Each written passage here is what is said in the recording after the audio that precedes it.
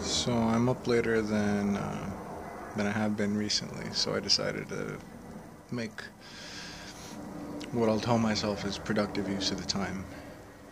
It's at least introspection, you know. Nobody has to validate introspection. That's self-validating. It has its own value, you know. Um, right. So I cut that last video short because I had, my memory was running full. I might have to get a new phone too. Hopefully not, because I don't really want to spend money on that.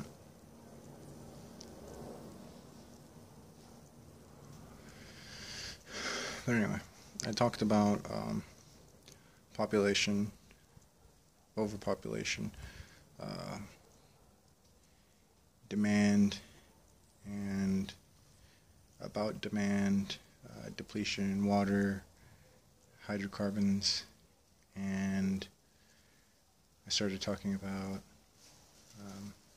topsoil and the problems with agriculture. Right.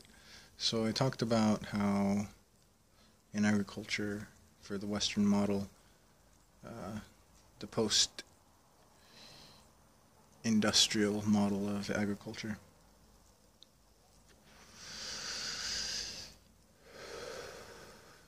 favors big swaths of land with just one plant.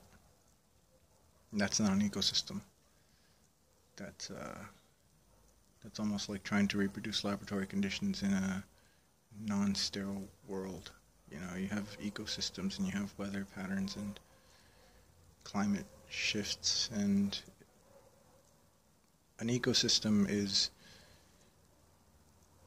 resilient because it's varied. It has lots of different organisms acting in conjunction. They're different systems, so they cooperate, they help one another. You get a lot more problems with pests like insects or fungi or other pathogens. There's like microscopic pathogens, but there's also pests that are like larger animals, but I'm talking more about the microscopic pathogens that have an easier time at destabilizing agriculture when it's set up like that. And that's not the only problem. There's other problems. There's been studies that show that topsoil is increasingly more deficient in minerals that are required for plant growth and are actually required. They're micronutrients for human development, like zinc and phosphorus. Phosphorus is more crucial for plants than for humans, but it's also important for humans. And this is because there's not a dynamic set of ecosystems, microscopic organisms and their trophic pyramids. Like, by trophic pyramids I mean like their food chains, there's not cycling and recycling of minerals, and so you're basically making dust out of the soil. Dirt isn't dirt. Soil is alive. There are bacteria and fungi and arthropods and even mammals like gophers you have that are actually they're crucial for the ecosystem. And you have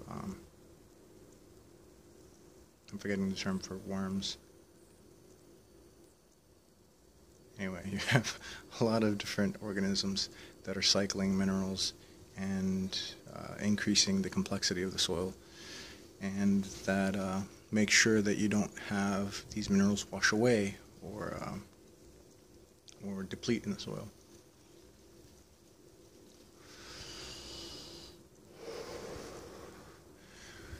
One example is tree leaves. Tree leaves mulch. They conserve moisture around the tree's root system and make it hospitable for insects and microbes that live in the soil that benefit the tree, and that exchange, there's a give and take between the tree and the organisms. And you don't see that with, landscaping. You don't see that with, most. And that's changing. Mainly because of, people trying to be more eco-savvy. But it's not changed in agriculture.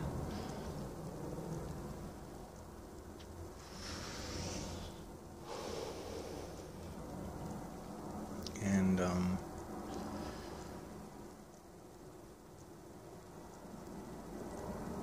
if you have a collapse of the ecosystems which provide nutrients for plants, you have a collapse in the health systems which support people, and people become reliant on, artificial supplements, which there's no culture for people taking vitamin supplements in the developed world. There's like what you could call a subculture. There's some people. I'm quitting smoking soon, by the way. Once that pack runs out, I'm not buying anymore. Just because it's just obvious.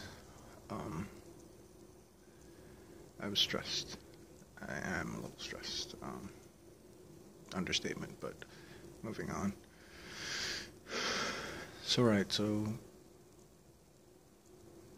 soil is built. It is built. One feature of soil, which I didn't mention, is its cation exchange capacity. This cation exchange capacity is beneficial for the cycling of nutrients across cell membranes. So it's good for the roots to have high cation exchange capacity, because they're able to uptake certain minerals at a higher rate and exude. These are called, they exude, it exudates back into the soil, which fungi and bacteria will use in a give and take relationship. They're like symbiotic. And this cation exchange capacity is increased when you have these usually old, it's hard to make new carbon bonds that are insoluble. So you have these long strings of carbon that are insoluble. They don't, get uptaken into the roots or eaten up by the microbes or the fungi. They're a byproduct of that relationship, and it's a constructive byproduct. It's a dynamic byproduct. It keeps acting as a catalyst while itself is not being taken up. And this catalyst, this carbon, in modern agriculture, it gets destroyed by tilling methods. Tilling goes back a long time ago. It's supposed to make the soil more malleable for humans to put seeds in and, grow their crops. That's a short-term fix. It's a very short-term fix, because in the long run, what it does is it lets air, oxygen, into the soil, and that oxygenation turns the carbon that was insoluble, by water and other chemical processes of the microbes and the trees or the plants. the oxygen reacts with the carbon, and it turns into carbon dioxide, and it gets expelled into the air as carbon dioxide. Everybody nowadays, most everybody is familiar with why that's a bad thing. But it's a bad thing too that it's killing the soil. The soil's alive. It's not just dirt. Dirt isn't just dirt.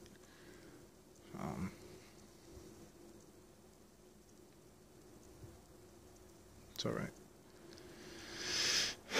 And this is tied with deforestation and, old forests. They build a lot of soil, and that's because of the processes that decompose the carbon into these carbon. Oh, I didn't name them. They're called generally the carbon-rich, the insoluble carbon in the soil is called humus, spelled kind of like hummus, minus an M. And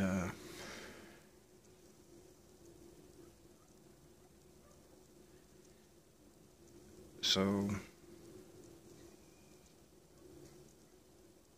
these forests that are getting taken down in the developing world, they're taken down because people need wood to survive. They either sell it, or they need the land to grow food to eat or to sell, or they need the wood to burn, to cook, or to heat their homes.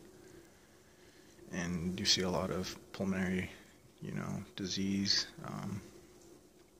associated with inhalation of smoke, because people live their whole lives inhaling the smoke from the wood fires.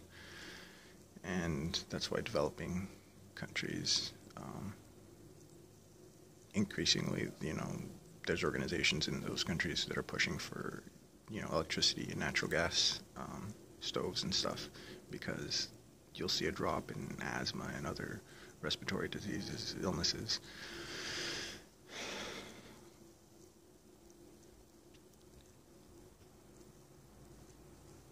But this comes back to the electricity comes from coal. Coal is one of the worst polluters, and timely. The president of the U.S. currently, Donald Trump, just recently said something about clean coal, and everybody was like, there's no such thing. I said that when President Obama said clean coal. Nobody cared.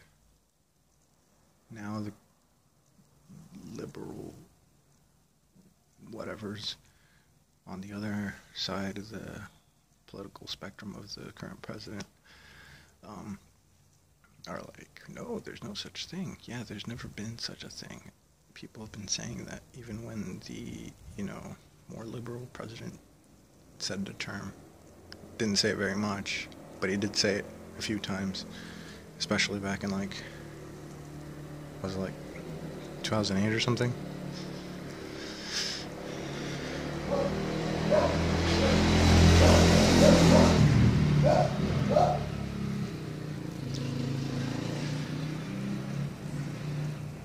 So, you have this increasing deforestation.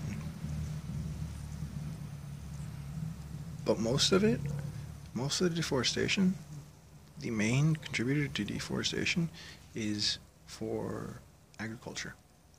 And it's mostly for animal agriculture, for meat and dairy. And I stopped eating meat a long time ago. Red meat a long time ago, and then I gave up chicken, and then, I was never a big fan of dairy, eggs, all that stuff. And when I've fallen back, I've eaten fish, but that's even worse. First, let me finish this off with I'll tell you why fish is worse, but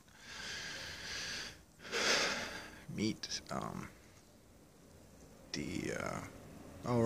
I mentioned it in the last one. Yeah, it's the main contributor to greenhouse gas emissions, which I'll take the opportunity right now to say, yes, climate change is both man-made and natural. There is natural cycles of climate change, and there is man-made climate change, and right now you might as well call it man-made because the natural cycles would not be as severe as the current trends suggest.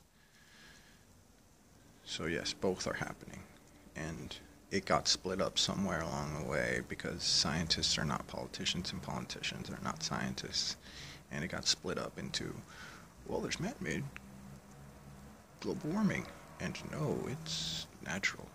No, you're both right, and because you're both right and you're saying you're both wrong, fighting each other, you're both wrong. Anyway, right, onto fishing. 90% of the world's fish populations have been decimated by overfishing.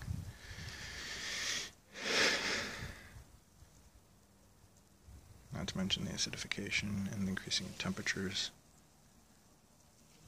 And I mentioned algal blooms. All the minerals and all the pollutants are going into the ocean. You're going to see mass extinction go up the food chain with the pollutants. You already started to see it if you've been paying attention. What happens when you get accumulation of toxins, lethal toxins, which is implied, I guess, but let's make the distinction. Lethal toxins in the food chain, the trophic pyramid. It's called a trophic pyramid separately from a food chain or food web, because when you have a trophic pyramid, the bottom tier is that closest to the raw source of energy. So like in the ocean you have plankton, on land you have plants.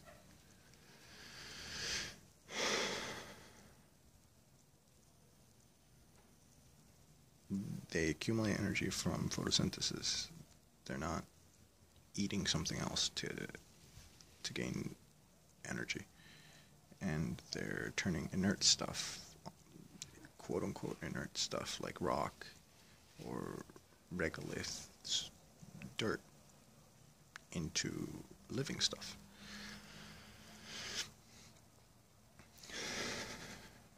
Or in the case of, the ocean, they're just cycling minerals that are dissolved into the water.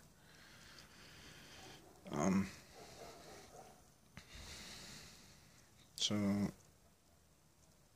you have this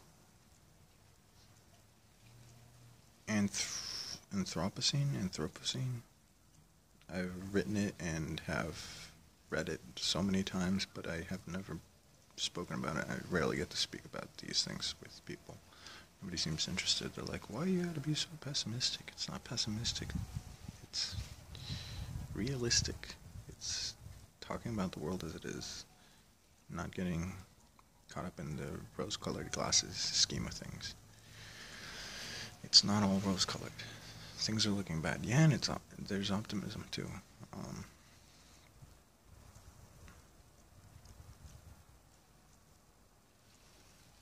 There's optimism too. I'll talk about that in another one, because I'm running on 20 minutes here. And I think that's enough to parse it. That's enough to parse it. I will end with what I originally started with to cap this, two-part thing off, with these systems of cities and industrial infrastructure.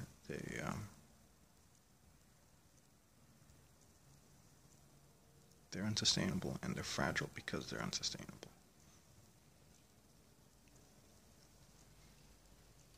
If we see a depletion of fossil fuels, the infrastructure collapses.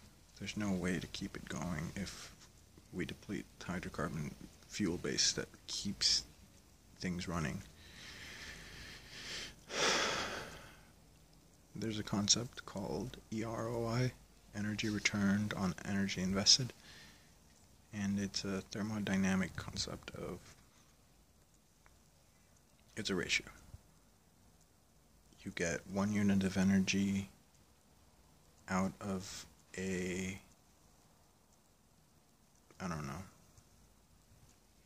wheel you turn because you put 1 unit of energy into it. So you got an EROI of 1.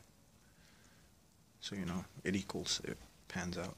But the reason that hydrocarbons have been able to sustain this infrastructure is because you get much more than that. Historically, petrol, oil has provided an EROI of,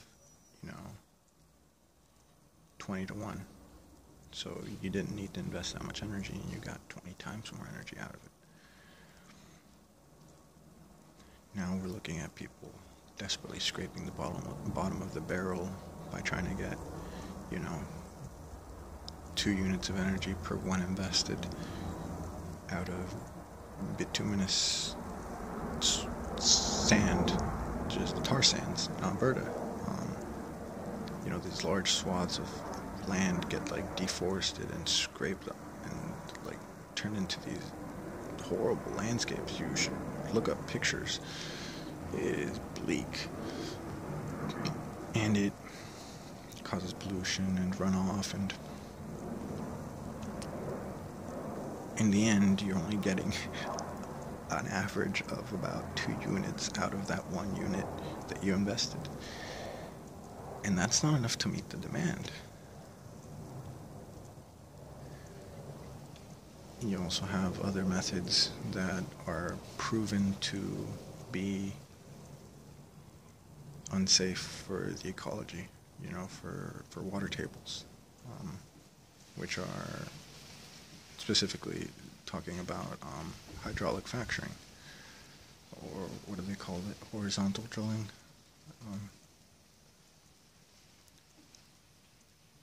It's proven that these methods cause earthquakes, and they're still doing it. They don't care. It's proven that the stopgap measures that they have to prevent, the oil from getting into the groundwater have, failed. They don't care. They're trying to meet the demand. There's a demand, and the free market says it will be met. So, plus you have these pipelines and oil rigs that have leaked in the past.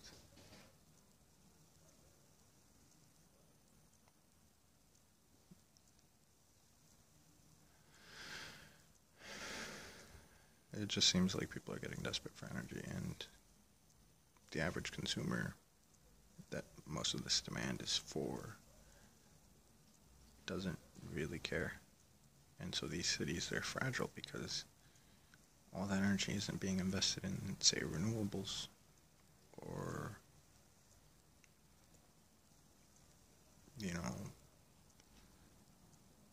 alternative infrastructure, like a decentralized mode where people don't depend on, driving so far distances to get what they want or what they need.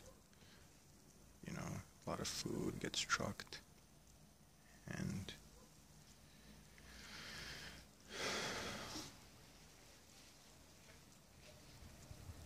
pipelines and aqueducts have to be maintained using fossil fuels.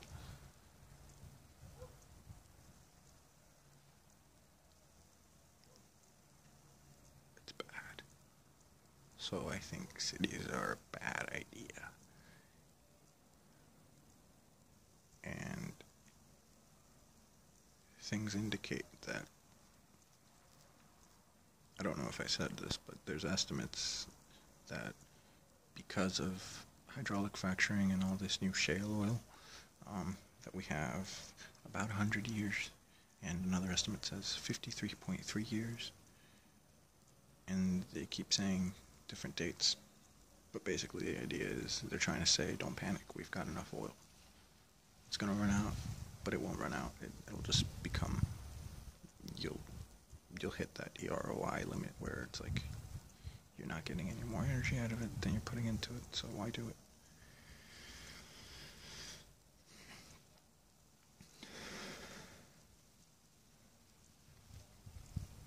So, because these systems are unsustainable, they depend on an influx of energy. It'll topple down if you take away that energy.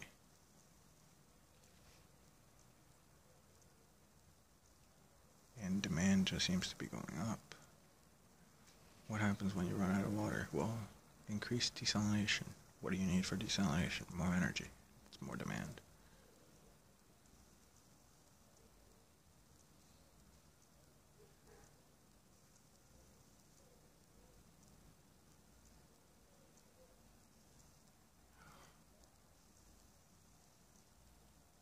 So